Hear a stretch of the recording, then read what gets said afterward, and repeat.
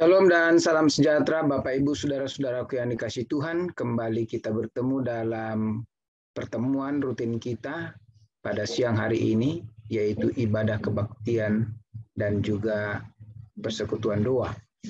Saudara-saudaraku, pada saat ini kita akan kembali membahas pelajaran sekolah sahabat kita di bawah judul yaitu ingat bahwa engkau dahulu adalah seorang budak. Saya kira ini menjadi sebutan yang kesekian kalinya dalam pelajaran sekolah sahabat kita dalam triwulan ini. Saudara-saudaraku, pada kegiatan ibadah kita siang ini kita akan ada diskusi sekolah sahabat dengan judul membahas judul yang tadi. Untuk itu, terima kasih untuk kehadiran saudara-saudara yang sudah ada di Zoom ini dan juga di Facebook. Marilah kita lanjutkan kebaktian ini dengan mendengarkan satu lagu pujian yang disampaikan oleh operator kita.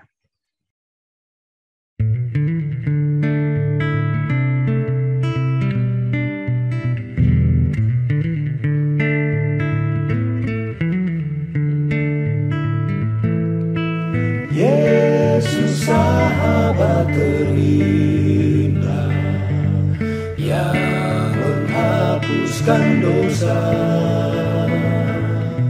segala pergumulan kita serahkanlah dalam doa. Berapa susah kita tanggung, berapa suka pun lenyap, karena kita tak berteduh dalam doa yang tetap. Kalau datang pencobaan, kesukaran dan duka, jangan putuslah harapan, serahkanlah dalam doa. Adakah teman setia seperti Yesus Tuhanmu, yang mengerti keluh kita dalam doa yang sungguh?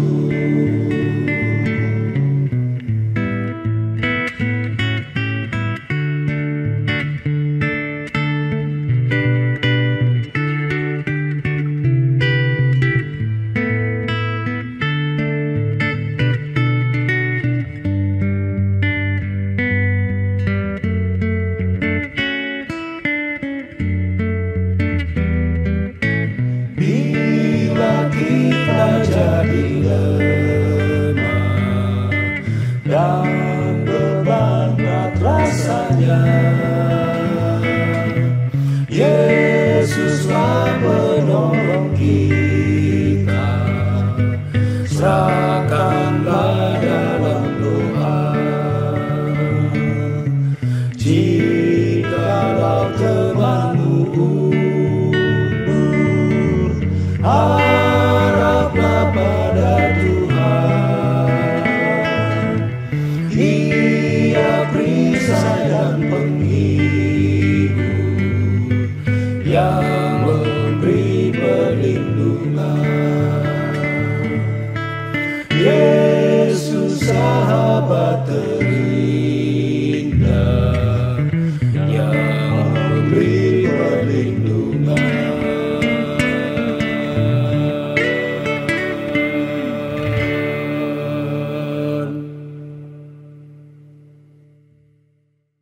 Terima kasih untuk lagu pujian yang kita sudah dengarkan. Kita akan bersatu dalam doa. Bapa yang penuh kasih yang bersemayam dalam tahta kerajaan surga, kami puji, kami memuliakan Engkau Tuhan, karena pada siang hari ini kembali kami anak-anak Tuhan berkumpul, baik melalui Zoom ini, baik juga melalui Facebook. Kami berdoa Tuhan memohon berkat-Mu, sementara kami akan mempelajari sekolah sahabat kami. Dan hamba-Mu, Pendeta Johnson Simorangkir, akan menyampaikan dan menguraikannya kepada kami. Kami rindu kuasa Roh Kudus Tuhan akan mengurapi, memberkati, dan menolong kami semua.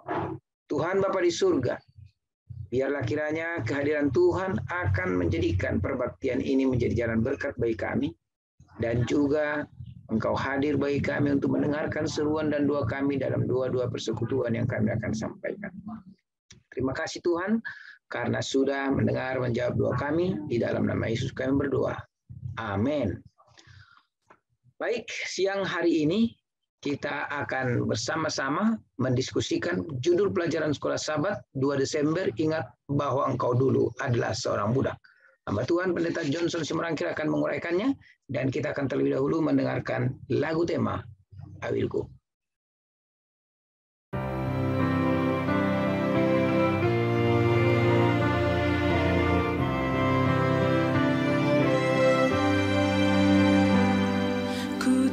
Suara Yesus panggil, ku jawab ku kan pergi.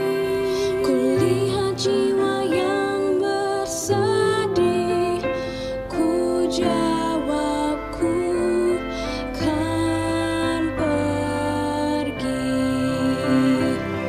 Pergi beritakan kabar kasih, bagikanlah pengharapan,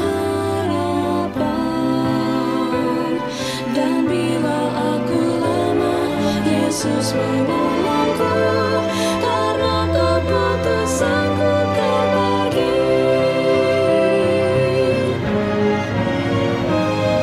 Pergi beritakan kabar kasih, bagikanlah pengharapan,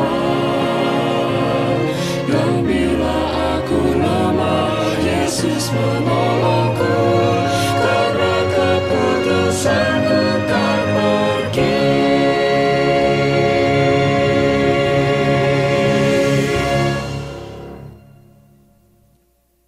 Terima kasih, Tuhan berkati. Kami persilakan kepada Pendeta Simorangkir. Sejenak kita berdoa. Bapa Sorgawi, penuhilah kami dengan kuasa Roh Kudus yang akan menuntun dan mengilhami pikiran kami, sementara kami akan belajar dari bahagian-bahagian firman Tuhan melalui pelajaran Sekolah Sabat yang akan kami pelajari tentang pengalaman umat Israel, bagaimana Engkau tuntun dan menyertai. Bahkan sesungguhnya mereka ingat bahwa hanya Tuhanlah satu-satunya sumber kelepasan dari perbudakan. Begitu Tuhan kami pada saat ini, agar Tuhan karena boleh menuntun pikiran kami, agar kami juga boleh melepaskan segala kepenatan ketika kami boleh belajar firman Tuhan pada siang hari ini. Kami persembahkan doa ini dalam nama Yesus. Amin. Amin. Selamat siang saudara keselam Tuhan. Shalom, selamat beraktivitas dari kita. Dan pada siang hari ini kita akan juga belajar dari firman Tuhan, yaitu pelajaran Sekolah Sabat di pelajaran yang ke-10 ya. Ingatlah, janganlah lupa. Jadi kalau berbicara tentang ingat, janganlah lupa, maka kita sebagai warga negara Indonesia, kita harus mengingat sejarah. Karena sejarah itu mengingatkan kembali bagaimana bangsa yang besar itu, bangsa Indonesia itu mendapatkan kemenangan. Tentu bukan oleh karena apa? Bukan hanya sekedar perjuangan bangsa, tetapi itu juga adalah oleh karena anugerah rahmat Tuhan yang Maha Esa. Seperti kita lihat dalam pembukaan Undang-Undang Dasar 45. Dan kita juga memiliki buku. Kalau Indonesia memiliki Undang-Undang Dasar 45, kita memiliki buku, yaitu Alkitab. Yang oleh mana di Alkitab itu dituliskan semua pengalaman, perjalanan daripada apa? Daripada umat Tuhan, yaitu bangsa Israel. Yang kini kita pelajari. Bahwa sesungguhnya mereka harus mengingat bahwa dulunya mereka adalah seorang budak. Saudaraku, berbicara mengenai budak dari bahasa Greka, dari perjanjian baru, daulos, hamba, ya. Dalam bahasa Batak, ya, hamba itu adalah japurut, ya. Japurut, saudaraku, berbicara mengenai Japurut, hamba, daulos, tidak ada saudaraku nilainya. Ya, tentu di hadapan manusia. Memang kita semua sama di hadapan Tuhan. Tapi saudara keselam Tuhan, bahwa dengan kehidupan mereka seperti itu, maka Tuhan mengangkat mereka menjadi umat yang besar. Sehingga mereka harus mengingat bagaimana peristiwa bangsa itu keluar dari apa? Dari tanah Mesir. Pada saat itu adalah bangsa yang paling besar, yang paling berkuasa, yang paling dominasi adalah bangsa Mesir. Sehingga mereka harus tunduk dan taat kepada apa? Kepada aturan yang dibuat oleh bangsa daripada Mesir.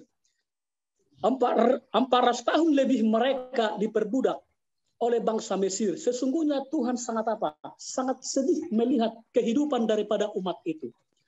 Sehingga melalui hambanya Musa, ketika Musa berada 40 tahun di Mesir, ya, mempersiapkan secara intelek.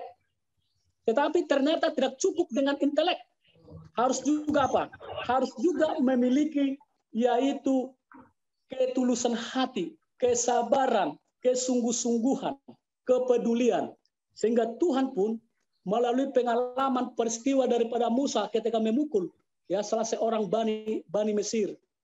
Maka saat itulah dia pergi apa? Dia pergi ke tanah Midian, ke tempat Jitro. Dan di sana 40 tahun lagi dia apa? Dia belajar saudaraku.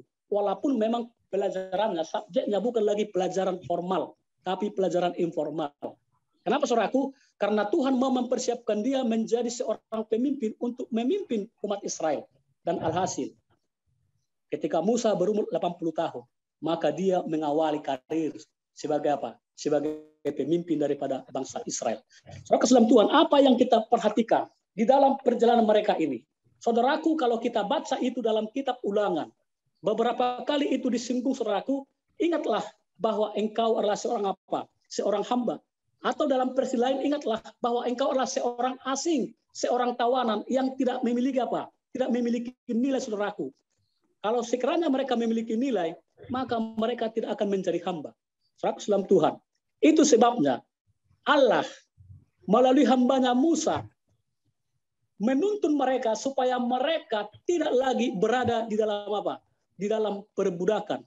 Nah, sekarang kita bahwa pelajaran ini dihubungkan atau diambil bahwa sesungguhnya kita masih diperbudak oleh apa?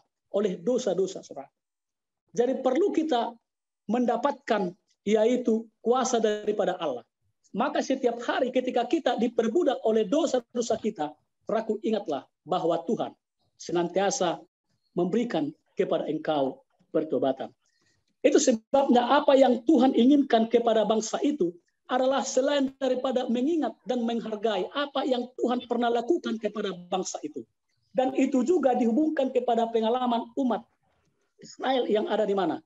Yang ada di Efesus. Ya, yaitu mengingat apa yang telah lakukan bagi mereka dalam Kristus Yesus. Nah, kalau di perjanjian lama itu dihubungkan kepada satu tradisi kebiasaan, yaitu tentang Paskah. Paskah Pesak dalam bahasa Ibrani, melewati pintu-pintu, ya, oleh mana setiap anak laki-laki saudaraku akan apa? Akan mati. Tetapi saudara keselam Tuhan, ini menunjukkan bahwa sesungguhnya anak laki-laki itu menunjuk kepada siapa? Menunjuk kepada Kristus. Dan walaupun nanti mereka juga mengadakan yaitu semacam upacara korban, walaupun memang wujud daripada yang sesungguhnya adalah Kristus yang mati di Golgota, sesuai dengan Yohanes 1 ayat 29. Lihatlah anak domba Allah. Lihatlah anak domba Paskah yang telah apa? Yang telah menyelamatkan dosa-dosamu. Nah, saudara Tuhan, tentu kita sebagai orang-orang Kristen, umat Masih Hari ke-7 secara khusus, maka perjalanan atau pengalaman umat ini sesungguhnya hampir sama dengan kita. Apa persamaan saudaraku? Bahwa kita betapa sering melupakan Tuhan dalam kehidupan kita. Bangsa Israel selalu lupa penyertaan Tuhan. Pertama sekali ketika mereka menghadapi satu kehidupan yang sangat apa? kehidupan yang sangat pahit. Dikatakan Pak Saudaraku, oleh karena ketika itu bangsa daripada Mesir, ketika datang untuk mengejar mereka di sebuah tempat, lalu di kiri kanan tebing yang sangat menjulang tinggi, di depan mereka ada laut yang sangat luas dan sangat dalam. Lalu kemanakah mereka minta pertolongan? Saudaraku, dalam Mazmur 111 ayat 1 dan 2, dari manakah datang pertolongan? Pertolonganku ialah dari Allah. Sehingga Tuhan mengatakan kepada Musa, apa yang ada di tanganmu Musa? Lalu sahut Musa, tongkat. Lalu ketika Musa mengangkat tongkat itu, seketika Laut Merah, Laut Tebra itu apa? Terbagi dua. Menyatakan bahwa kuasa Allah yang sesungguhnya mereka harus melihat, mereka harus mengingat penyertaan Tuhan. Kemudian mereka juga tiba di padang apa? Di padang belantara. Oleh mana setiap hari mereka dituntun oleh Tuhan.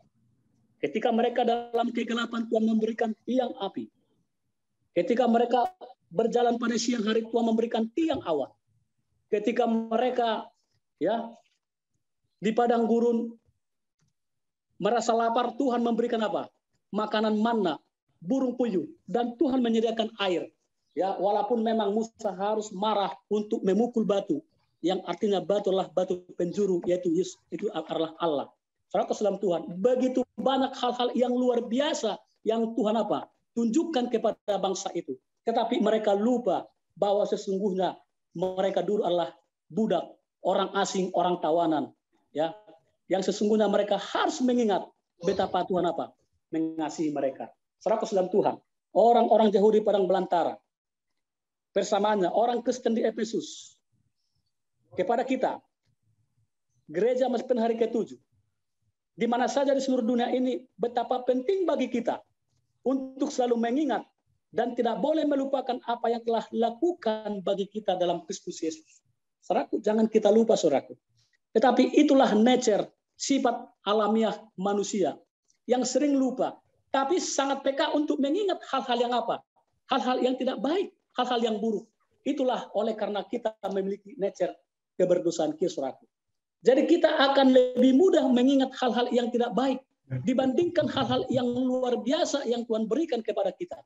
Sangat begitu mudah kita mengingat hal-hal tidak baik yang dibuat oleh teman kita kepada kita daripada mengingat apa yang selama ini diperbuat baik oleh teman kita terhadap kita. Saudara keselam Tuhan, itu sebabnya kita harus membayangkan setiap peristiwa, terutama peristiwa-peristiwa terakhir. Kalau kita memikirkan pengorbanannya yang besar, keyakinan kita padanya akan menjadi lebih tetap, kasih kita dihidupkan, dan kita akan makin penuh dengan rohnya. Yaitu dalam buku Alfa dan Omega, jilid yang kelima, halaman 175. Seraku kita akan mengingat ya bagaimana Allah di dalam kasihnya menyelamatkan umat itu, dan kita mengambil waktu. Saya katakan bahwa waktu yang sedikit pun kalau kita renungkan kepada pengorbanan Kristus, ya, maka saudara keselam Tuhan, betapa luar biasanya kehidupan kita dibuat oleh Tuhan, sehingga Dia harus mati di kayu salib, yaitu Kristus Yesus, yaitu anak daripada Allah. Inilah saudaraku yang harus kita renungkan, saudaraku. Kita ingat sejarah kita, ya. Jadi saya katakan di awal bahwa orang yang mengingat sejarah adalah orang yang bijak, saudaraku. Tetapi kalau orang yang lupa sejarah, maka saudaraku dia lupa bagaimana penyertaan ya Tuhan dalam kehidupannya. Sama seperti bangsa Israel, lupa mereka akan penyertaan. Nah, saudaraku dalam Tuhan, apa yang menjadi pelajaran penting dari pelajaran kita diskusi pada siang hari ini di hari Kamis? Ingatlah bahwa engkau dahulu adalah seorang budak. Saudaraku, jangan kita lupa siapa kita. Ya. Jangan lupa kacang dari kulitnya. Saudaraku, kita bisa menjadi umat yang mendapatkan pengampunan, yang mendapatkan kasih karunia adalah oleh karena apa? Adalah oleh karena kemurahan daripada Tuhan. Dan itu bukan oleh karena perbuatan kita. Sebagaimana diulangi oleh Rasul Paulus dalam Efesus 2 ayat 8 sampai 13. Bahwa semuanya yang Tuhan berikan tak satu pun oleh karena usaha kita, oleh kinerja kita, oleh pencapaian kita, prestisius kita, tapi semata-mata adalah oleh karena kemurahan Tuhan. Itu sebabnya kalau kita mengingat saudaraku penyertaan Tuhan, maka sesungguhnya kita harus merendahkan hati di hadapan Tuhan. Who am I? Who are we? Siapakah saya? Siapakah kita? Itulah yang sesungguhnya yang timbul dalam hidup kita. Karena setiap hari adalah pertobatan saudaraku. Ketika Tuhan tuntun mereka keluar dari tanah Mesir, mereka sesungguhnya harus bertobat saudaraku dari hari ke hari. Sama seperti kita. Ketika kita sudah dibaptis oleh air, maka setiap hari kita harus lahir baru. Harus apa? Harus dibaptis saudaraku. Ya, oleh apa?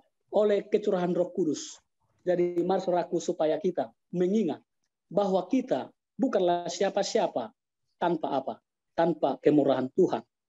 Ya, tanpa kemurahan daripada Allah melalui Kristus Yesus kepada kita pada zaman akhir ini. Kalau bangsa Israel pada zaman dulu memang Allah yang langsung yang menjadi pemimpin. Teokrasi, Allah langsung yang mengambil alih. Ya, oleh karena apa? Oleh karena memang pada saat ini ya Allah yang ada pemimpin, walaupun memang pertama sekali pemimpin adalah Musa. Tapi pada saat itu Tuhanlah yang memimpin mereka dan menyertai. Karena memang penyertaan pimpinan yang pertama yang Tuhan berikan adalah langsung daripada Allah sendiri. Sekalipun ada apa? Sekalipun ada raja, ada pemimpin. Dan tentu kita, saudaraku, berbahagia kita. Oleh karena masih ada ya oknum kealahan, Roh Kudus setiap hari dipimpin kita kepada pertobatan. Dan biarlah kita boleh selalu menyadari bahwa kita bukanlah siapa-siapa. Ya, bahwa tanpa Allah kita bukanlah siapa-siapa. We can do nothing without Him. Ya, kita tidak ada apa-apanya tanpa siapa? Tanpa Allah. Karena kita hanya seorang budak, ya, yang hanya diperhamba kepada apa? Kepada apa? Kepada dosa. Tapi Tuhan telah memerdekakan bukan dari sekedar ya budak bangsa Mesir, tapi kita sebagai budak dosa dimerdekakan oleh Allah. Itu sebabnya janganlah engkau menggunakan kemerdekaan itu untuk apa? Untuk hal-hal yang tidak baik. Tapi mari kita gunakan kemerdekaan yang Allah buat kepada kita sebagai sesuatu yang perlu untuk selalu kita sadari dan perlu untuk kita syukuri bahwa kita ini bukanlah siapa-siapa. Inilah pelajaran kajian sekolah sahabat yang bisa saya bawakan secara garis besarnya. Mungkin kita boleh mengadakan interaktif, ya diskusi dua arah supaya kita semakin lebih banyak pemahaman tentang perjalanan pengalaman umat Israel bahwa dahulu mereka adalah seorang budak di tanah asing atau di tanah Mesir. Kita kembalikan kepada Presiden Orengo untuk boleh memoderasi kita punya diskusi pada siang hari ini. Baik, terpujilah Tuhan. Kita tentu berterima kasih kepada Pendeta Simorangkir yang sudah menguraikan dengan begitu baik ya apa yang menjadi judul. Ingat bahwa engkau dahulu adalah seorang budak. Bagi saudara-saudara tentu ini pelajaran yang menarik dan kita masih ada waktu untuk mendiskusikannya. Karena itu bagi saudara-saudara yang mempunyai pertanyaan, silakan disampaikan seperti yang sudah disampaikan lewat chat, dan juga boleh menggunakan raise hand atau boleh menggunakan lambaian tangan supaya kami boleh melihatnya. Nah, pertanyaan yang masuk kepada kita datang dari Ibu Elvira Dumais. Apa yang kita lakukan agar kita selalu mengingat penciptaan, pengampunan, dan sabat?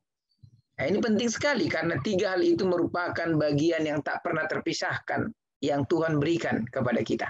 Silakan Pendeta Simorangkir, kami berikan kembali kesempatan ini.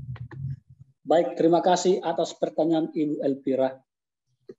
Jadi berulang-ulang firman Tuhan ini disampaikan kepada kita dari perjanjian lama sampai perjanjian baru yang terdiri 66 apa? 66 buku. Tentu arah dan tujuan semua pekabaran itu tentang kasih Allah. Ingat bahwa dari sampai Wahyu, saudaraku, hanya 5 yang perlu kita apa? yang perlu kita renungkan, ya, yaitu kasih. Karena memang perbuatan yang dilakukan oleh Allah baik kepada Adam dan Hawa di Taman Eden, sampai kepada perjalanan umat Israel, sampai kepada kita, adalah oleh karena kasih. Oleh sebab itu, mari kita merenungkan kasih Allah di kayu salib. Ya, karena begitu besar kasih Allah. Ini selalu ayat yang selalu diulang-ulangi oleh kita dalam Yohanes 3:16. Ya. Jadi kita merenungkan kematian Kristus. Karena kasih Allah dalam Kristus nyata dalam kehidupan semua manusia yang berdosa supaya diselamatkan. Jadi perlu kita mengingat.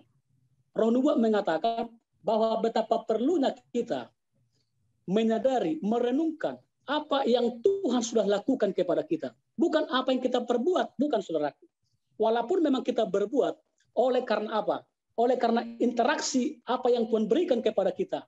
Ya, kasih karunia Tuhan berikan kepada kita. Tetapi kita sebagai umat-umat Tuhan tentu memiliki iman untuk merespon.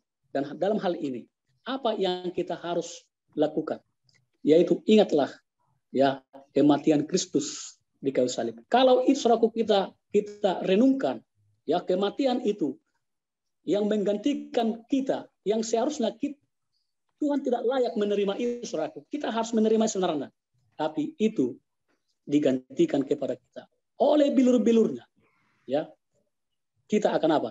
Kita akan menjadi sembuh. Dalam Yesaya 50:53. Saudaraku, renungkanlah apa yang Tuhan sudah perbuat dalam hidup kita sesuai dengan topik pelajaran sekolah sahabat kita, agar kita jangan lupa atau kita mengingat betapa Tuhan itu apa? Maha baik dalam hidup kita. Karena begitu Ibu Elvira Dumais dari Lenteng Agung ya, memberkati Ibu. Terima kasih Pastor.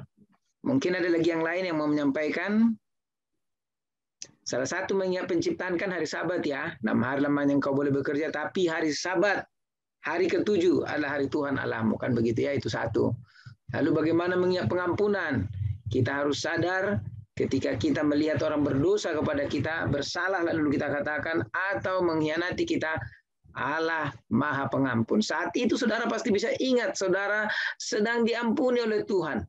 Sesakit apapun saudara diperlakukan oleh sesama, ingat Allah lebih sakit. Dia tidak ada dosa, dia tidak ada kesalahan, tapi orang yang mau diselamatkannya, orang yang mau dijemputnya dari kematian, justru menamparkan tangan ke wajah Yesus. Mengingat itu, maka kita akan selalu bisa mengampuni dengan baik. Dan tentu juga kita sadar bahwa banyak hal lagi yang mungkin Tuhan tunjukkan dari berbagai pengalaman saudara-saudara ya. Baik, itulah mungkin pertanyaan pertama yang disampaikan. Mungkin ada yang ingin menyampaikan pertanyaan, langsung saja raise hand atau mungkin lambaikan tangan, kami akan berikan kesempatan. Atau mungkin keterangan tambahan yang mau disampaikan, silakan. Mengenai ingatlah bahwa engkau dulu adalah seorang budak. Mengapa Tuhan katakan kita harus mengingat kondisi kita sebagai budak? Ya. Saya nih pendeta. Silakan. Saya pendeta. Silakan. Ya, Pak Jen. Ya. Pertanyaan saya cukup singkat. Iya. Manusia itu kan lemah. Kita katakan manusia lemah. Pendosa, pendusta. Ya. Lalu pelajaran hari Kamis, ingat dulu seorang budak kita. Itu kalau dulu. Bagaimana itu bisa diaplikasikan kepada kehidupan sekarang? Ingat, sekarang juga kamu seorang budak. Karena apa? Saya katakan begitu. Karena manusia sekarang banyak yang diperbudak. 1, oleh waktu. 2, oleh kekuasaan. 3, oleh materi. 4, oleh posisi apa yang dia kerjakan. Sehingga dia lupa. Contohnya, saya kalau kerja dari pagi sampai sore, kadang-kadang lupa ini. Jam 12. Nah, ya. Bagaimana itu caranya supaya kata lupa itu bisa diberikan kuasa supaya selalu ingat. Bukan ingat Sabat saja, Kak. Sabat itu seminggu sekali kita punya ingatan. Ya kan? Rabu malam seminggu sekali. Tetapi ini kan kita harus ingat setiap hari, setiap saat, setiap detik itu sesungguhnya kita harus ingat bahwa kita adalah dulunya diperbudak, budaknya orang Mesir. Terima kasih. Baik, terima kasih untuk tambahan yang disampaikan oleh Om Frank. Mungkin masih ada lagi yang lain yang ingin memberi penjelasan atau mungkin sedikit masukan. Silakan dari Pendeta Simorangkir maupun yang lain. Silakan. Baik, terima kasih Om Jem Frank yang sudah memberi pertanyaan. Jadi pertobatan ini saudaraku adalah bersifat repetisi, pengulang-ulangan saudaraku. Karena kita dalam hidup ini pasti jatuh bangun. Kita jatuh bangun. Tapi itulah sebabnya firman Tuhan ini yang menjadi satu penuntun bagi kita agar kita diingatkan. Memang dulu bangsa Israel itu diperbudak oleh bangsa apa? Oleh bangsa Mesir, oleh bangsa sekitar, bukan hanya bangsa Mesir. Ada juga seraku bangsa-bangsa yang lain, bangsa-bangsa yang ada di sekitar mereka. Ya. Nah, sekarang kita diperbudak oleh apa? Ya, oleh keinginan daging, saudaraku. Itu makanya Rasul Paulus di dalam kitab Roma pasal yang ke-8 bahwa keinginan daging adalah seteru daripada Allah. Itu sebabnya kita juga harus berada di dalam kehidupan roh, ya. Dan dihubungkan lagi dalam Galatia ya 5 ayat 23 agar kita memiliki buah roh, saudaraku. Amin. Ada apa? Ada 9 ya, 1 buah 9 rasa, saudaraku. Itu kasihlah apa pohonnya itu dan buahnya ada apa? Ada 9. Saudaraku dalam Tuhan, apa yang dihubungkan oleh Rasul Paulus kepada kita secara khusus dalam kitab Efesus ya. Kalau tadi dalam perjanjian lama dalam Ulangan pasal 5 ayat 15, Ulangan pasal 6, Ulangan pasal 15 ayat 15, Ulangan pasal 16, Ulangan pasal 24 ya. Nah, saudara dalam Tuhan, karena dosa itu selalu datang kepada kita. Oleh karena apa? Oleh karena keinginan daging. Ya, oleh karena keinginan daging. Jadi kita setiap hari, saudaraku, haruslah dibaptis oleh Roh Kudus. Karena pertobatan, Amin. karena baptisan daripada air, itu adalah sebagai langkah awal menuju pertobatan dari waktu ke waktu. Itulah sebabnya bahwa kita sekarang hidup, yaitu di dalam kehidupan. Kalau dulu kan justification by faith, dibenarkan oleh iman. Sekarang kita justification by apa? Ya, kita dibenarkan oleh karena apa? Oleh karena kasih karunia.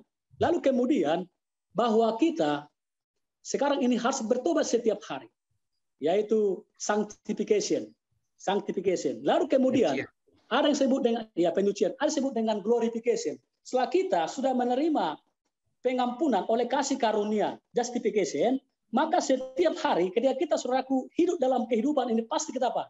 Jatuh bangun dan berdosa.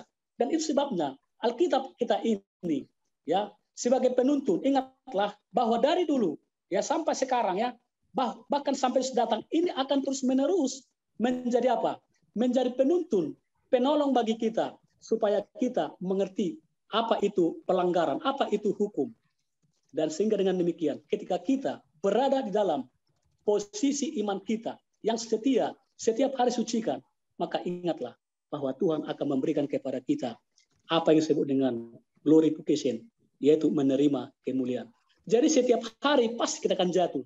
Tapi walaupun kita jatuh, ingatlah bahwa dulu nenek moyangmu ya, bangsa Israel diperbudak oleh Mesir, diperbudak oleh dosa, ya.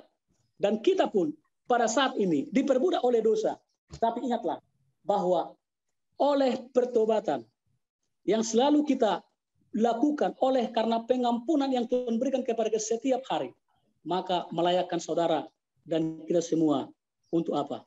Untuk boleh menerima apa yang disebut dengan kemuliaan yang berasal daripada Tuhan. Karena begitu yang saya sampaikan, mungkin ada yang menambahkan. Tetapi secara garis besar inilah yang kita apa? Yang akan kita nikmati. Terima kasih Pastor atas penjelasan yang begitu indah. Terima kasih, amin.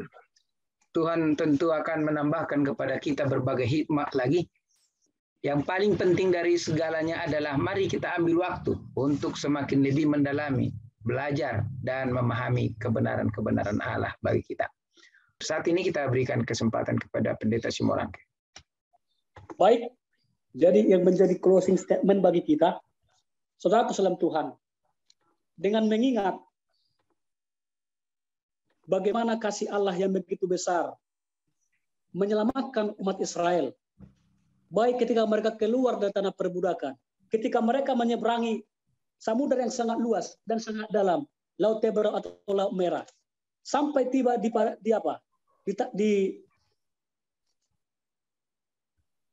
padang gurun. Tuhan masih menunjukkan kepada mereka kasih karunia. Hanya saja mereka lupa dan akhirnya mereka bersungut. Apa yang kita ambil dari perjalanan kita pada siang hari ini? Bahwa kita sering memiliki pengalaman yang sama. Itu sebabnya firman Tuhan ini berulang-ulang yang menjadi penuntun bagi kita. Bukan sekedar sejarah, tapi kita diingat bahwa kata daripada ingat itu seraku menunjukkan kepada kita satu pengajaran teologis yang dasarkan pada peristiwa-peristiwa pengalaman masa lalu bangsa Israel. Dan itu sering menjadikan Allah sebagai subjeknya dan yang menjadi perhatian dalam banyak kasus adalah umatnya. Dan Allah ya yang menjadi subjeknya, ya kita menjadi objeknya. Tuhan apa? Tuhan melakukan tindakan, ya bukan hanya Tuhan ya berbicara kepada bangsa itu, kepada kita. Ingat saudaraku, ketika Allah berbicara kepada bangsa itu, dan di saat yang sama Allah juga apa? Allah juga yang bertindak. Allah yang bertindak. Nah, mungkin saja dalam kehidupan kita, ketika kita mungkin melakukan hal yang tidak baik sama saudara kita atau teman kita, mungkin kita hanya katakan maaf. Tapi kita dalam praktikumnya, dalam prakteknya, tidak demikian saudaraku. Tetapi Allah sebagai pemimpin ya bangsa itu, sebagai penuntun daripada umat itu, tentu menunjukkan bagaimana dia berbicara kepada bangsa itu, lalu bagaimana dia bertindak kepada bangsa itu. Dan sesungguhnya ketika itu sudah ya ditunjukkan kepada umat itu, maka umat itu seharusnya harus mengingat. Karena biasanya saudaraku manusia selalu mengingat perkataan yang apa? Yang kurang. Tapi perbuatannya yang baik sangat sulit untuk kita apa? Untuk kita kenal. Biarlah saudaraku dengan pelajaran ini, ya dari waktu ke waktu kita diingatkan supaya kita mengingat betapa Allah ya sangat mengasihi umat Israel sekalipun mereka seorang budak. Bahkan juga kepada kita yang hidup di akhir zaman, Tuhan masih mengasihi kita. Oleh kasih apa? Oleh kasih yang sejati. Biarlah kita saudaraku selalu merenungkan kasih Allah yang begitu besar. Dan di saat yang sama, mari saudaraku, kita memiliki pertobatan dari waktu ke waktu. Supaya pertobatan lebih sempurna, maka pandanglah kepada Kristus. Karena kita pandang kepada Kristus, kepada salib, maka itulah yang memberikan kita kekuatan untuk melihat siapakah kita ini, siapakah saya ini. Gantinya bahwa Allah sudah apa? Sudah memberikan nyawanya melalui Kristus Yesus di kayu salib. Inilah yang menjadi kata penutup atau statement pada siang hari ini yang boleh saya bawakan dalam pelajaran. Ingat bahwa engkau dahulu adalah seorang budak. Tuhan memberkati kita. Amin. Amin. Terpujilah Tuhan yang sudah memberkati kita dengan firman ini. Dan biarlah kita kiranya boleh dikuatkan. Saat ini kita akan akhiri semua ini dengan mendengarkan satu lagu pujian tutup yang diputarkan oleh operator kita.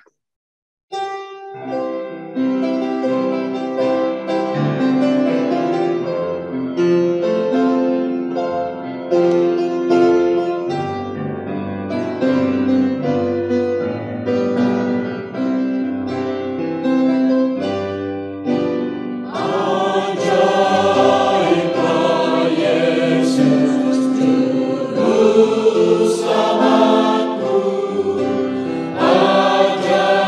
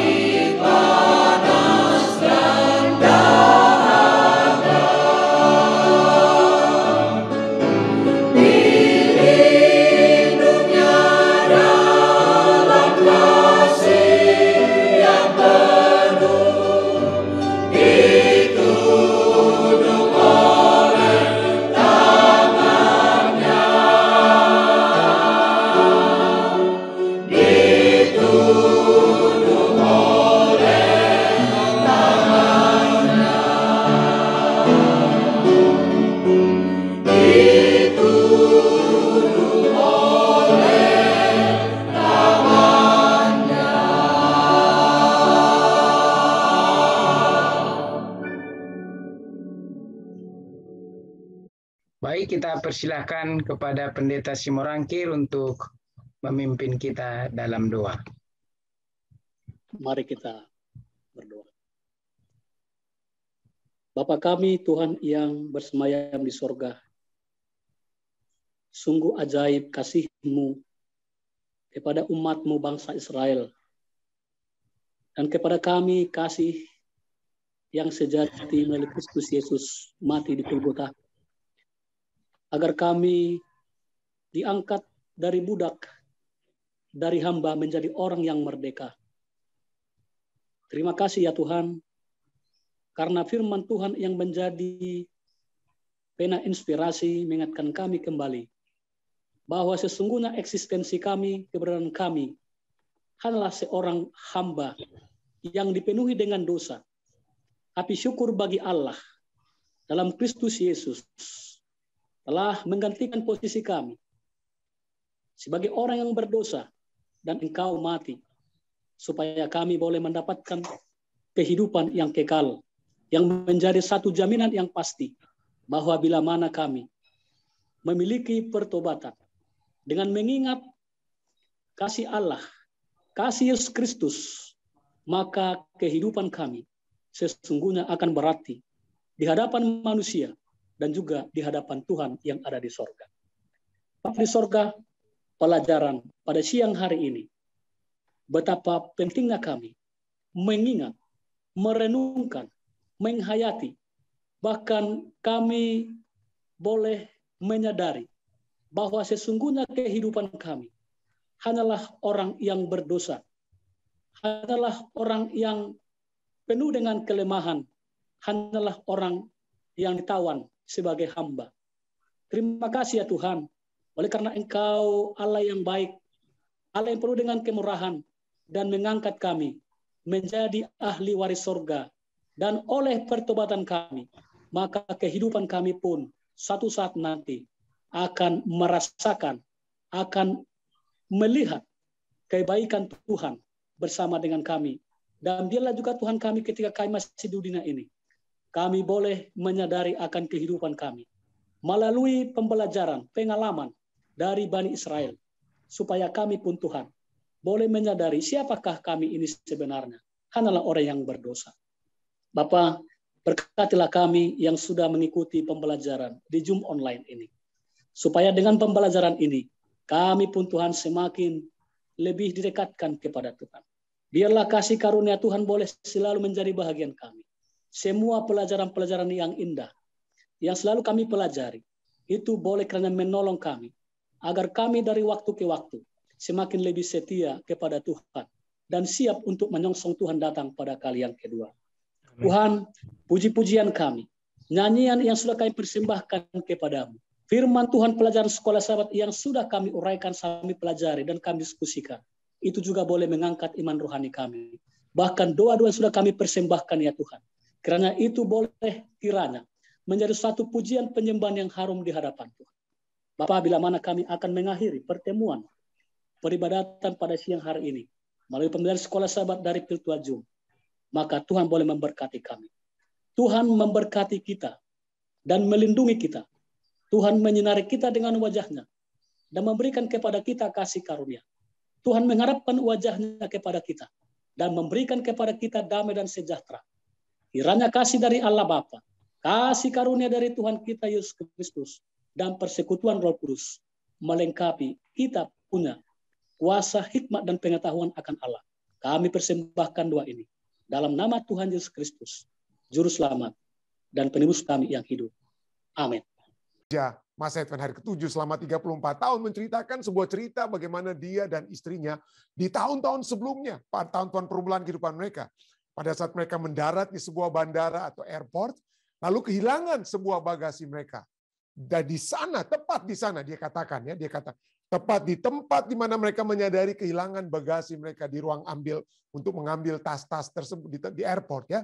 Tepat di sana di dekat sabuk pengangkut bagasi dan di depan umum, kami, pemimpin dikatakan, kami berdoa berlutut memohon kepada Tuhan agar bagasi kami yang hilang itu bisa kembali. Ya, bergantung sepenuhnya, ingin supaya Tuhan membantu untuk menemukan bagasi tersebut, ya. Jadi, dan Tapi apa yang terjadi kemudian? Ada perubahan. Apa dia katakan ya? Bertahun-tahun kemudian dia berkata bahwa hal yang sama terjadi. Mereka tiba di bandara, tetapi satu bagasi mereka juga hilang. Lalu dia menceritakan apa yang terjadi selanjutnya. Apa yang dia katakan? Apakah mereka langsung berdoa lagi? Ini yang dia katakan ya. Apa yang terjadi selanjutnya dikatakan apa? Jangan khawatir, ia katakan kepada istrinya. Asuransi akan menanggung itu semua. Jadi ada pengharapan bukan lagi kepada apa yang Tuhan dapat lakukan untuk menemukan barang mereka yang hilang, tetapi saat ini mungkin asuransi atau ada hal-hal yang dapat kita usahakan untuk menggantikan hal-hal yang hilang. Jadi dengan kata lain kita tidak perlu lagi Tuhan ya. Pada saat mungkin kita sudah memiliki kesanggupan untuk membeli asuransi yang untuk menanggung jika ada hal-hal yang tidak diinginkan terjadi dalam kehidupan kita ya. Dengan membawa cerita ini dalam pikiran, bacalah Ulangan 8 ayat 7 sampai 18. Amaran apa yang Tuhan berikan kepada umatnya di sini dan apa seharusnya juga artinya bagi kita pada saat ini. Menarik sekali ya. Ulangan 8 ayat 17 sampai 18, Tuhan berkata apa? Sebab Tuhan Allahmu membawa engkau masuk ke negeri yang baik, suatu negeri dengan sungai, mata air dan danau yang keluar dari lembah-lembah dan gunung-gunung, suatu negeri dengan gandum dan jelainya, dengan pohon anggur, pohon ara, pohon delimanya, suatu negeri dengan pohon zaitun dan madunya, suatu negeri di mana engkau akan makan roti dengan tidak usah berhemat, nggak perlu sedikit-sedikit makannya, di mana engkau tidak akan kekurangan apapun, suatu negeri yang batunya mengandung besi, dan dari gunungnya akan kau gali tembaga, jadi makmur, segala sesuatunya akan membawakan kemakmuran. Dan engkau akan makan dan akan kenyang. Maka engkau akan memuji Tuhan Allahmu karena negeri yang baik yang diberikannya kepadamu itu. Tuhan memberikan, Tuhan tidak ingin umat-umatnya itu hanya dalam keadaan yang biasa-biasa saja dengan kata lainnya, tapi dia juga sanggup memberikan kemakmuran ya. Supaya apa? Mereka memuji Tuhan Allahmu. Tapi ayat 11, hati-hatilah. Pada saat yang bersamaan hati-hatilah supaya jangan engkau melupakan Tuhan Allahmu dengan tidak berpegang pada perintah, peraturan dan ketetapannya yang kusampaikan kepadamu pada hari ini. Jangan sampai apa? Melupakan Tuhan. Jangan sampai melupakan. Dan supaya, ayat 12. Dan supaya apabila engkau sudah makan dan kenyang, mendirikan rumah-rumah yang baik serta mendiaminya, dan apabila lembu sapimu dan kambing dombamu bertambah banyak, dan emas perakmu bertambah banyak, dan segala yang ada padamu bertambah banyak.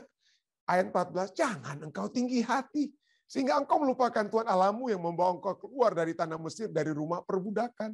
Saya pernah bahas ya waktu lalu ya, saudara sekalian ya, sebelum saya lanjutkan baca ayat ini. Ayat-ayat ini kita sudah bahas waktu lalu. Jadi dengan kata lain, pada saat kita sudah seperti bahasa di Manado, sotabae, sudah jadi apa? Sudah jadi orang, mungkin bahasa Indonesianya ya. Jangan kita tinggi hati, sehingga engkau melupakan siapa dirimu sebelumnya ya. Jangan engkau tinggi hati sehingga engkau melupakan Tuhan Allahmu yang membawa engkau keluar dari tanah Mesir, dari rumah perbudakan, dan yang memimpin engkau melalui padang gurun yang besar dan dengan dahsyat itu, dengan ular-ular yang ganas, serta kalajengkingnya dan tanahnya yang gersang, yang tidak ada air. Dia, Allah yang membuat air keluar bagimu dari gunung batu yang keras. Dan yang di padang gurun memberi engkau makan mana yang tidak dikenal oleh nenek moyangmu, supaya direndahkannya hatimu dan dicobainya engkau, hanya untuk berbuat baik kepadamu. Pada akhirnya, ayat 17, maka janganlah kau katakan dalam hatimu, kekuasaanku dan kekuatan tanganku lah yang membuat aku memperoleh kekayaan ini. Ayat 18, tetapi haruslah engkau ingat kepada Tuhan Allahmu, sebab dialah Allah lah yang memberikan kepadamu kekuatan untuk memperoleh kekayaan, dengan maksud meneguhkan perjanjian yang dikerarkannya dengan sumpah kepada nenek moyangmu seperti sekarang ini. Perhatikan apa jadinya ketika mereka setia kepada Tuhan. Bukan hanya mereka akan memiliki sebuah tanah yang indah dan kaya, suatu negeri di mana engkau akan makan roti dengan tidak usah berhemat, di mana engkau tidak akan kekurangan apapun, seperti Ulangan 8 ayat 9 katakan, tetapi mereka juga akan diberkati dengan limpahnya di tanah itu, ternak dan hewan dan emas dan perak dan rumah-rumah yang indah akan menjadi bagian mereka. Artinya, mereka akan diberikan semua kenyamanan materi yang diinginkan hidup ini. Tetapi apa selanjutnya? Hati-hati, mereka akan menghadapi bahaya yang selalu ada di saat seseorang memiliki kekayaan dan kemakmuran secara fisik, yaitu apa? Bahayanya melupakan bahwa semua itu hanya karena Tuhan yang memberikan kepadamu kuasa untuk mendapatkan kekayaan. Ulangan 8 ayat 18. Mungkin bukan pertama kali, tetapi seiring waktu dan mereka telah memiliki semua kenyamanan secara materi yang mereka perlukan, mereka akan melupakan masa lalu mereka. Mereka melupakan bagaimana Tuhan telah menuntun mereka melalui padang gurun yang besar dan yang dahsyat. Mungkin bukan melupa secara apa, tapi mereka lalai untuk ingat Tuhan, lalai untuk berbakti kepada Tuhan. Ya. Dan sungguh mereka berpikir oleh kepintaran dan talenta-talenta mereka sendirilah yang menyanggupkan mereka itu berhasil. Inilah yang benar-benar Tuhan amarkan pada mereka supaya tidak lakukan. Tetapi sayang sekali, terutama kalau seseorang membaca tulisan nabi-nabi terakhir, bagaimana semua yang diamarkan, semua yang diingatkan oleh Musa kepada bangsa itu, semua itu justru yang benar-benar terjadi kepada mereka. Mereka lupa Tuhan, mereka lupa mereka tadinya budak yang dikeluarkan dari tanah Mesir. Mereka lupa kepada Tuhan. Itulah sebabnya dalam kemakmuran ini, Musa memberitahukan pada mereka supaya ingat bahwa Tuhan sajalah yang melakukan semuanya ini bagi mereka. Dan jangan sampai mereka ditipu oleh berkat-berkat materi yang Dia sudah berikan kepada mereka. Ratusan tahun kemudian, Yesus sendiri memberikan amaran dalam perumpamaan tentang penabur, tentang tipu daya kekayaan. Harus hati-hati.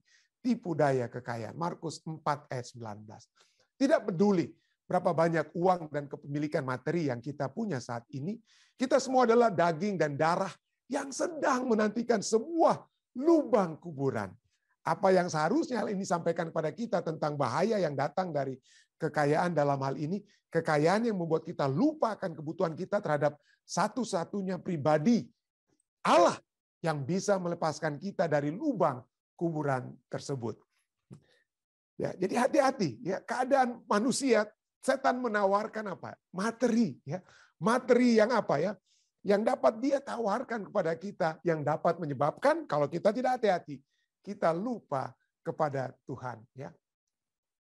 Ada yang katakan bahwa keadaan dunia, walaupun mungkin kita lihat ya ada begitu banyak masalah-masalah di dunia, tetapi kalau kita jujur memperhatikan, ada apa ya? Ada buku-buku yang saya baca yang katakan, betul kita memiliki masalah sosial ya, yang kaya bertambah kaya, yang miskin bertambah miskin terjadi di dunia ini. Tetapi keadaan manusia pada saat sekarang ini jauh lebih baik daripada keadaan manusia sebelumnya. Ya mungkin kita pikir-pikir, wah apa betul kira-kira itu ya? Artinya begini, saudara ya. Kalau kita lihat zaman saya dulu, mungkin waktu saya masih kecil ya, di Balikpapan ya, saya tahu ya. Kami kalau keluar rumah lalu jalan-jalan, saya ingat orang tua saya, kalau jalan-jalan kami satu keluarga itu ada 6 orang, satu keluarga itu ada 6 orang, kami hanya ayah saya itu ketua daerah di Balikpapan, ketua daerah, dia hanya memiliki 1 sepeda motor. Jadi sepeda motor, tapi bukan motor bebek ya, jadi yang motor yang panjang.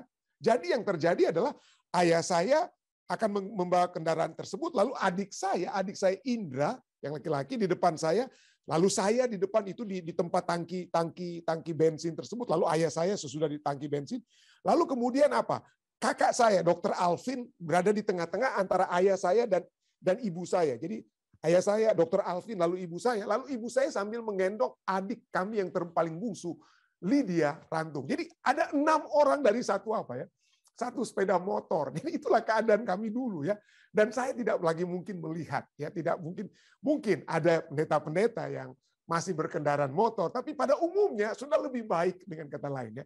Keadaan kita itu sudah lebih baik. Dan ini bukan hanya terjadi di Indonesia, tetapi juga di Amerika Serikat ya, dikatakan bahwa keadaan walaupun sekali lagi yang kaya semakin kaya, yang miskin tetapi tetap yang miskin itu keadaannya menurut penelitikan itu jauh lebih baik daripada miskinnya orang Amerika 50 tahun lalu.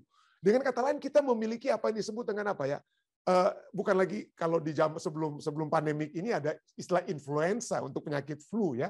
Tapi ada juga satu buku yang ditulis oleh Oliver James yang berbicara tentang afluenza. Afluenza yang mana dikatakan bahwa orang-orang di seluruh dunia pada saat ini keadaannya itu sudah semakin lebih baik. Ya, keadaannya sudah semakin lebih baik. Negara-negara itu kalau kita lihat keadaan misalnya seperti saya sudah contoh dari keluarga kami ya, naik sepeda motor berenam. Tapi kalau kita lihat negara-negara di dunia, pada umumnya sudah semakin lebih apa? Sudah semakin lebih baik keadaan ekonominya. Kalau saya melihat sahabat-sahabat saya di Ethiopia zaman dahulu, waktu 20 tahun lalu atau 15 tahun lalu, keadaan mereka sudah lebih baik daripada saat ini sudah menjadi lebih baik daripada hal yang dahulu. Tetapi poinnya adalah dari buku ini kita lihat pada saat keadaan itu ekonomi itu sudah semakin lebih baik, kita lihat salah satu indikator ya, GNP atau GDP Indonesia dari tahun ke tahun semakin menaik, semakin meningkat. Dulu tahun 1970-an mungkin rata-rata penghasilan satu keluarga per tahun itu mungkin $100-200, tapi sekarang di Indonesia sudah 1000-an lebih, 1000 lebih kita punya GDP kalau saya tidak salah ya, sudah sampai hampir 2000-an ya. Jadi sudah lebih baik.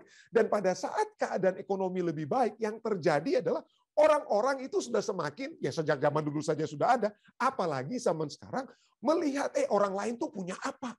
Kalau tetangga saya itu punya apa, saya juga harus memiliki hal tersebut. Jadi kita dari buku ini dia berbicara tentang keeping up with the Joneses. Artinya apa yang tetangga miliki, apa yang orang lain miliki, saya juga harus punya dong. Maka masanya mereka.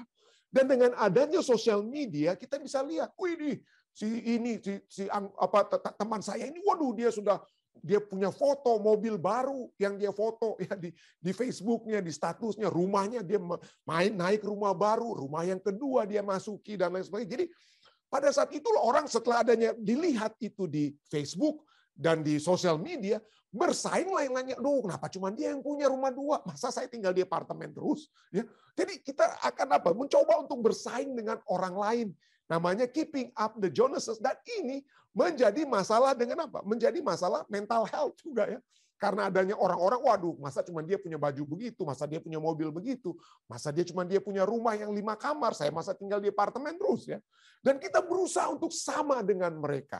Kita membeli barang-barang yang kita tidak perlukan dengan uang yang kita tidak punya untuk membuat orang-orang yang kita tidak sukai itu pikir, wah hebat juga nih Pendeta Rantung punya hal-hal seperti ini ya. Memberikan impresi bahkan pada orang-orang yang kita tidak suka ya. Jadi pokoknya keeping up with the Joneses. Kita ingin dengan keberadaan kita yang lebih baik saat ini, kita ingin membuat impresi yang bagus kepada orang lain. Ya. Jadi kita ingin ditiru kalau bisa lebih daripada orang lain. Kalau mereka punya ini, saya punya ini dan ini. Ya. Nah, cukup menarik. Saya pernah bagikan, saya sering bagikan. Ya, saya pernah khotbahkan. Ya. Istilah keeping up with the Joneses untuk bersaing dengan apa yang dimiliki orang lain itu dimulaikan oleh satu keluarga Jones yang ada di New York State di Amerika Serikat ini, di tetangga kami di New Jersey ya. Jadi keluarga Jones ini memiliki istana, boleh dikatakan rumah yang mewah pada saat itu ya. Memiliki istana. Jadi orang-orang di sekeliling keluarga Jones itu sangat apa? Sangat rindu untuk menjadi seperti keluarga Jones. Mereka ingin lihat apa yang perabotan apa yang dimiliki oleh keluarga Jones, barang apa yang dimiliki oleh keluarga Jones, baju apa yang dipakai oleh keluarga tersebut. Tapi apa yang terjadi sekarang dengan keluarga Jones ini? Istananya tersebut, saudara-saudara, yang ada di Amerika Serikat saat ini di New York ya, di upstate New York, bukan di kota New York, itu sekarang dijual sangat murah. $120.000 itu nggak ada artinya di Amerika untuk satu rumah ya untuk saat ini. Dan apa yang terjadi dengan istana yang dulu ingin ditiru oleh orang-orang? Ya inilah istana daripada keluarga Jones. Ya, nggak ada apa artinya. Siapa yang mau bersaing dengan keluarga yang punya istana seperti begini yang sudah bobrok seperti ini? Jadi inilah yang Tuhan inginkan kita lihat. Seberapa lama kita memiliki istana kita? Seberapa lama kita memiliki mobil-mobil kita yang banyak? Seberapa lama kita masih bisa memiliki uang simpanan kita yang banyak, dengan kata lain? Kalau kita mati, siapa yang akan nikmati? Siapa yang akan miliki hal tersebut? Tidak ada gunanya ya, dengan kata lain. Kalau harta tersebut menjadi apa? Menjadi patokan pegangan kehidupan kita. Security, kita punya keamanan, saya pikir, waduh saya akan aman kalau saya punya rumah. Saya akan aman kalau saya punya di bank $1 juta. Itu keamanan saya, itulah kenyamanan dan keamanan saya. Tuhan tahu kita perlu uang. Tuhan tahu kita perlu tempat tinggal, Tuhan tahu kita perlu rumah. Ya dia tahu, dia katakan pada orang Israel, kalian akan miliki hal tersebut. Kalian tidak perlu lagi makan yang harus dipela-pela makanannya. Ya, tidak, Tuhan tahu kebutuhan-kebutuhan kita. Tetapi Tuhan dapat memberikan kekayaan. Ya, Tuhan tidak menentang orang kaya. Yang Tuhan tentang adalah kalau kita kekayaan itu adalah kita lebihkan daripada apa? Daripada Tuhan. Pada saat kita menerima kekayaan, marilah kita menerima kekayaan itu untuk meninggikan Allah. Bukan untuk meninggikan diri saya. Oh, saya lebih dari dia. Saya harus lebih dari orang lain. Tidak. Yang dilebihkan itu haruslah siapa ya? Tuhan. Ulangan 8 ayat 10 katakan, dan engkau akan makan dan akan kenyang. Maka engkau akan memuji Tuhan Allahmu karena negeri yang baik yang diberikannya kepadamu itu. Jadi kalau kita kaya, Tuhan dapat memberikan kekayaan kepada saudara dan saya. Ya, Tuhan dapat memberikan kekayaan kepada Abraham. Dia dapat memberikan kekayaan yang berlipat kepada Ayub setelah dia keluar dari masalah kehidupannya Ayub. Ya, Tuhan tidak anti kaya, tapi pada saat kita mendapatkan kekayaan, adakah kita memuji Tuhan? Adakah kita meninggikan apa? Meninggikan Tuhan. Ya karena Tuhan tahu, karena kekayaan itu dapat membawa kita untuk meninggikan Tuhan atau meninggikan diri kita. Meninggikan diri kita. Pelajaran kita saat malam ini ya. Ulangan 8, 12, 14. Supaya apabila engkau sudah makan dan kenyang, mendirikan rumah-rumah yang baik serta mendiaminya. Saat engkau tiba di Amerika, seperti saya sudah katakan lalu ya. Saat kita tiba di Amerika, saat kita tiba di Jakarta dari kampung, tiba di Jakarta atau tiba di Amerika. Dan apabila lembu sapimu dan kambing dombamu bertambah banyak, mobil-mobilmu dan rumahmu bertambah banyak, dan emas serta perakmu bertambah banyak, uang simpananmu di bank bertambah banyak, dan segala yang ada padamu bertambah banyak. Ayat 14, jangan engkau tinggi hati. Jangan engkau tinggi hati. Jangan engkau tinggi hati sehingga engkau melupakan Tuhan Allahmu yang membawa engkau keluar dari Mesir, dari kamu tadinya budak. Ayat 17, janganlah kau katakan dalam hatimu, kekuasaanku, kekuatan tanganku lah yang membuat aku memperoleh kekayaan ini. Ini sama seperti ya di dalam dalam Lukas 12. Ya, Lukas 12 ayat 17 sampai 19. Ada seorang kaya yang ingin membangun lumbung-lumbung untuk menaruh hasil tanaman, hasil kekayaannya, dia ingin perbesar. Masalahnya bukan karena dia rajin bekerja, masalahnya bukan karena dia kaya, tapi masalahnya karena kalau Anda membaca Lukas 12 ayat 17 sampai 19, segala sesuatu yang dia katakan apa? Wah, aku. Ya, apakah yang aku harus perbuat? Aku tidak mempunyai tempat di mana aku dapat menyimpan hasil tanahku, dia katakan ya. Lalu inilah akan aku perbuat. Aku akan menyimpan lumbung-lumbungku dan semuanya itu. Kalau Anda baca semuanya berpusat kepada aku dan aku. Ya. Jadi tinggi hati artinya heart that is lifted up. Hati, tinggi hati artinya hati yang ditinggikan. Kesombongan itu adalah hati yang ditinggikan, rum bahasa Ibraninya ya. To be high or exalted or to rise. Kita ingin tinggi, lebih tinggi dari orang lain, bersaing dengan orang lain, ingin lebih tinggi. Siapa posisinya lebih tinggi? Siapa mobilnya lebih bagus? Siapa rumahnya lebih besar? Siapa? Kalau itu tujuan kita, hati-hati saudara. Kenapa?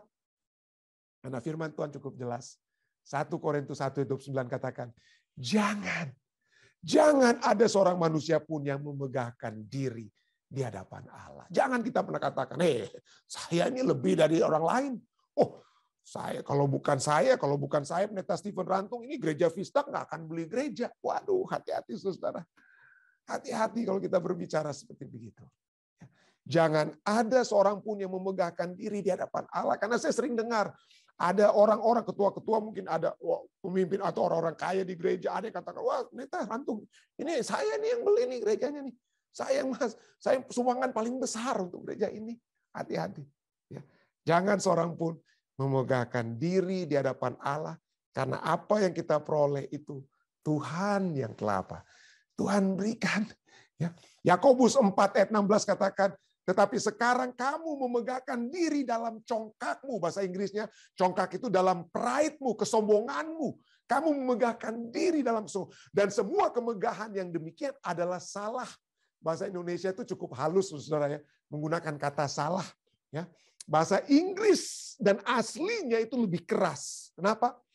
Dikatakan, but now you boast in your arrogance or pride. New King James Version masih menggunakan arrogance. Tapi semua translation bahasa Inggris katakan, all such boasting is evil. Ya, itu adalah satu apa? Satu kejahatan. Evil, poneros itu apa ya? Kejahatan, evil. But wicked. Kalau kesombongan itu, ya kita memegahkan diri dengan kesombongan, itu adalah satu hal bukan yang salah saja, tapi itu satu kejahatan. Tidak heran kata poneros yang sama, itu digunakan misalnya dalam Matius 5 ayat 11. Berbahagialah kamu jika karena kamu dicela dan dianiaya dan kepadamu difitnahkan segala yang poneros, segala yang salah. Tapi kata di sini bukan pakai salah, tapi langsung dikatakan apa? Kepadamu difitnahkan segala yang poneros, jahat. Jadi kecongkakan itu adalah sesuatu hal yang jahat. Sesuatu hal yang jahat. Ingatlah, Ulangan 8. Allah ingin kita rendah hati. Ingatlah kepada seluruh perjalanan yang kau lakukan atas kehendak Tuhan Allahmu di padang gurun selama 40 tahun. Dengan maksud, Tuhan punya maksud apa? Dalam segala sesuatu. Tuhan memberikan kita kemiskinan dalam kesukaran seperti orang Israel pada saat mereka masih sukar, pada saat mereka masih di kampung mungkin, saat mereka masih di Indonesia, masih susah kehidupannya, masih sepeda motor dengan 4 anak di dalam motor, mau jalan-jalan begitu. Dengan maksud apa? Kalau kita susah, dengan maksud juga merendahkan hatimu dan mencobai engkau untuk mengetahui apa yang ada dalam hatimu, yakni apakah engkau berpegang pada perintahnya atau tidak. Jadi, ia merendahkan hatimu, membiarkan engkau lapar. Jadi kalaupun kita masih belum makmur, belum sukses, ya belum jadi orang, belum tabai, orang Manado bilang, jangan khawatir. Mungkin Tuhan sedang apa? Sedang membawa kita supaya kita direndahkan hati kita. Membiarkan engkau lapar, memberi engkau makan mana yang tidak kau kenal, dan yang juga tidak dikenal oleh nenek moyangmu, untuk membuat engkau mengerti. Mengerti apa? Bahwa manusia bukan hidup dari roti saja, tetapi manusia hidup dari segala yang diucapkan Tuhan. Ya. Jadi inilah Tuhan ingin kita rendah hati. Entah kita pada saat kita miskin, mungkin Tuhan sedang mengolah kita dalam kemiskinannya. Tapi pada saat kita pun kaya, Tuhan ingin tetap kita memiliki kerendahan hati. Jangan sombong, ya. Jangan sombong. Ada satu buku yang menarik sekali yang ditulis oleh Max Lucado, ya, judulnya Unshakable Hope, ya, Unshakable Hope, pengharapan yang tidak dapat digoyang, tidak goyang. Ini berbicara dalam buku ini, dia berbicara tentang arrogance, tentang kesombongan, ya. Apa yang dilakukan oleh kesombongan? Anda bisa lihat bahasa Inggrisnya, tapi saya akan membaca dari bahasa Indonesianya. Dikatakan di sana bahwa kesombongan itu membuat lutut menjadi kaku sehingga tidak berlutut, tidak berdoa. Kesombongan mengeraskan hati sehingga tidak mengakui dosa. Hati yang sombong tidak pernah mengaku. Hati yang sombong tidak pernah bertobat. Hati yang sombong tidak pernah meminta pengampunan. Kesombongan adalah karang tersembunyi yang menghancurkan jiwa. Kesombongan tidak hanya mencegah rekonsiliasi, berdamaian dengan Tuhan, tetapi kesombongan itu mencegah rekonsiliasi dengan orang lain, dengan sesama. Berapa banyak, Max Lucado katakan, berapa banyak pernikahan yang runtuh di bawah beban kesombongan yang bodoh. Ya, berapa banyak rumah tangga yang hancur karena kesombongan suami atau istri yang tidak mau apa? Minta maaf, mungkin tidak mau minta maaf. Berapa banyak permintaan maaf yang tidak diberikan karena kurangnya kerendahan hati. Berapa banyak perang yang muncul dari tanah arogansi yang berbatu. Kesombongan itu datang dengan harga tinggi. Jangan pernah membelinya. Pride comes at a high price. Don't pay it. Jangan beli, jangan bayar harga kesombongan tersebut. Tapi inilah ya, kita hidup dalam satu masa seperti yang dikatakan oleh Ralph Georgi. Dia katakan ya, rata-rata pengunjung gereja membutuhkan berapa jam dalam seminggu untuk mengalami hal yang suci. Pada saat ini mungkin kita diingatkan, hati-hati saudara, jangan sombong ya. Kita diingatkan. Tetapi setelah kita keluar dari acara ibadah kita, setelah kita keluar dari gereja, dikatakan apa? Namun di lain waktu, pengunjung gereja atau orang yang beragama itu apa? Ia tenggelam dalam masyarakat yang tidak lagi mengakui Tuhan sebagai kekuatan maha tahu dan maha kuasa yang untuk dicintai dan disembah.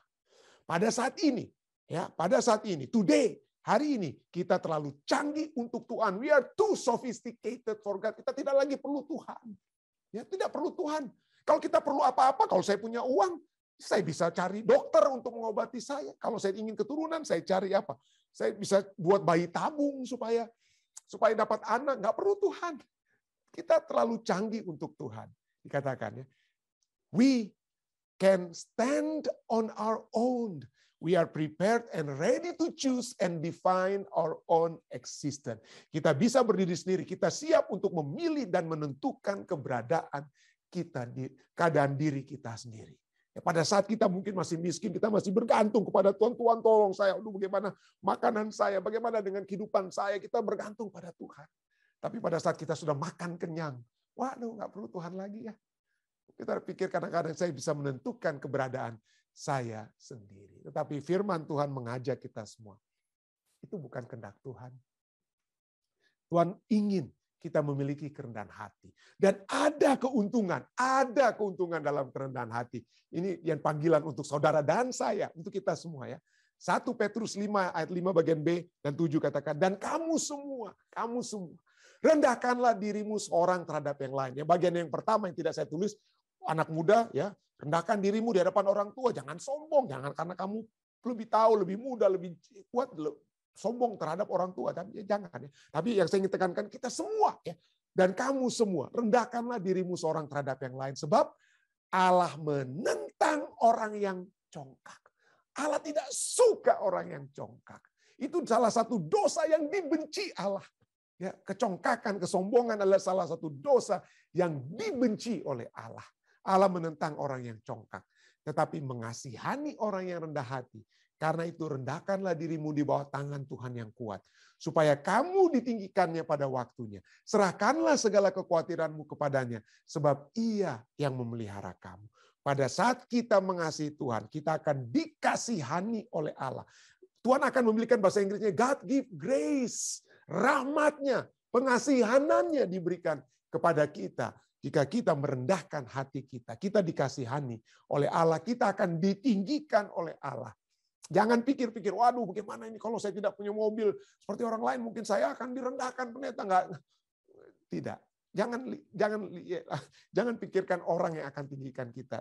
Pikirkan bagaimana Allah yang meninggikan kita. Dan yang terakhir kita lihat, kita pada saat kita merendahkan diri kita, memiliki hati yang rendah, hati yang bergantung sepenuhnya kepada Tuhan, maka kita dipelihara oleh Allah. God cares. Dia akan memelihara kita. Kiranya perenungan ini dapat mengajak kita semua untuk tetap mengenang siapa yang memberikan kekuatan yang sejati pada kita untuk memperoleh segala sesuatu yang dapat kita miliki, yang kita bisa lihat saat ini.